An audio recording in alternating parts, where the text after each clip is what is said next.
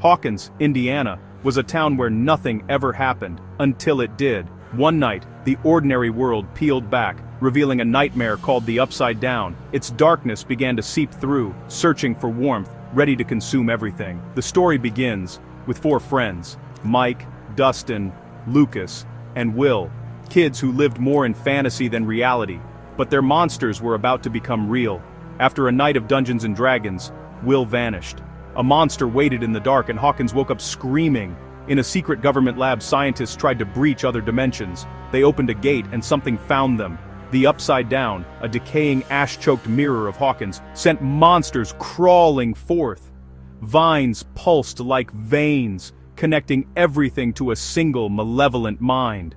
Creatures born of fear and shadow emerged, heralds of a greater evil.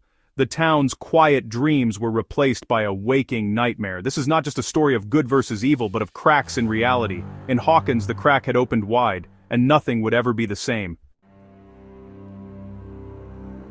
It started with flickering lights and Will Byers vanishing. His bike was found abandoned, his mother Joyce desperate to believe he was still alive. She heard his voice in static, saw lights blink in answer. Everyone thought she was losing her mind, but Joyce knew her son was trapped somewhere close, reaching out from the other side.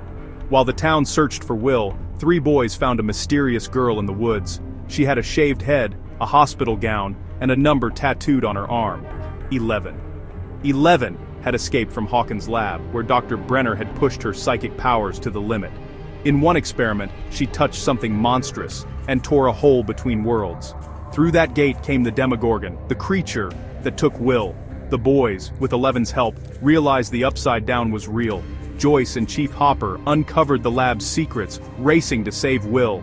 In a final confrontation, 11 unleashed her power, destroying the Demogorgon, but vanishing with it. Will was rescued, but the cost was high. The town was left with scars, and a promise that the darkness wasn't gone. The ordinary world had changed forever, and the real battle had only just begun.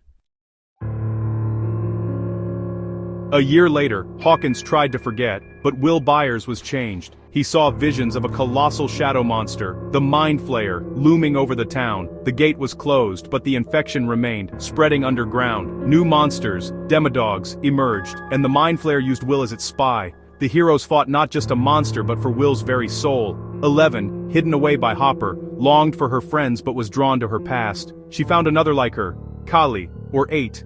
But love for her friends brought her back. The Mind Flayer built an army, and the gate beneath the lab was its power source. The final battle split the group. Some exorcised the Mind Flayer from Will, others descended into the lab.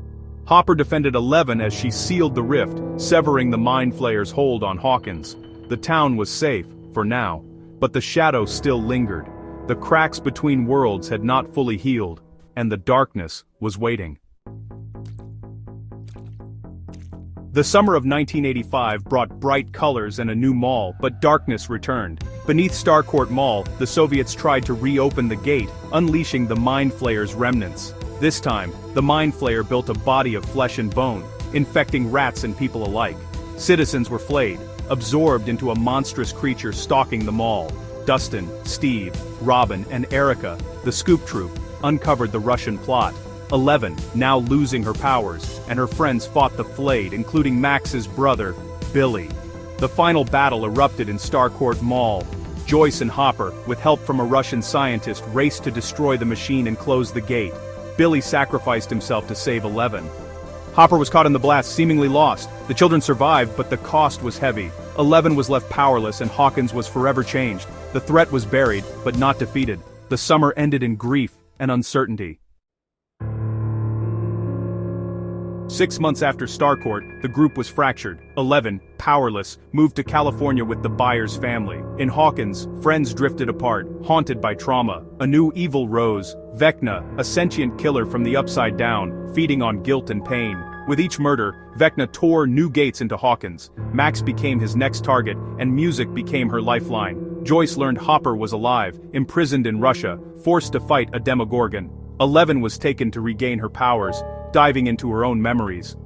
The truth emerged. Vecna was number 1, the first child experimented on by Dr. Brenner. As a girl, 11 cast him into the Upside Down, where he became Vecna. The final battle raged on multiple fronts, but Vecna succeeded in opening 4 gates. Max was lost, revived but broken. Hawkins was torn open, merging with the Upside Down. The war for their world had begun.